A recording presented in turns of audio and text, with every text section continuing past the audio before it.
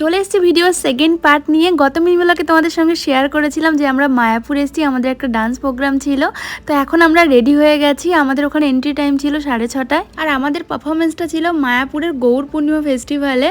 আর আমাদের পারফরমেন্সটা খুব সুন্দরভাবে আমরা কমপ্লিট করেছি, সেটা দেখেই হয়তো বুঝতে পারছো তোমরা। এই পারফরমেন্সটা নিয়ে আমরা একটু সবাই টেনশনে ছিলাম, যেহেতু ইসকনের মতো একটা জায়গায়, কিন্তু সেদিনকার বেস্ট পারফরমেন্স ছিল আমাদের।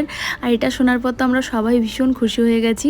মেন ব্লগ কিন্তু অলরেডি আমার চ্যানেলে পোস্ট করা আছে, এই ভিডিওর সঙ্গে আমি অ্যাটাচও করে দেবো, তোমরা গিয়ে ঝটপট দেখে নাও, আশা করি তোমাদের ভালো লাগবে। আর আমাদের এই পারফরমেন্সটা ছিল টানা 20 মিনিটের। তো তার কিছু অংশ আমি অলরেডি আমার নাচের চ্যানেলে পোস্ট করে দিয়েছি, সায়নী ক্রিয়েশন, তোমরা গিয়ে ঝটপট দেখে নিও। প্রোগ্রাম শেষ হওয়ার পর আমরা একটু সবাই ফটো তুলে খেতে বসে গেছি খাবার জন্য। আর সেদিন ছিল একাদশী, তাই আমাদের খেতে দেওয়া হয়েছিল সাবুর খিচুড়ি আর আলু ভাজা, যেটা তোমরা ফ্রেঞ্চ ফ্রাইও বলতে পারো, বড় লোকিয়া খাবার, বাট নিরামিষ হলেও খাবারগুলো কিন্তু ছিল অসাধারণ খেতে। তারপরে এত সুন্দর একটা জায়গা দেখে সবাই মিলে এখানে একটু ফটো তুলে নিচ্ছিল।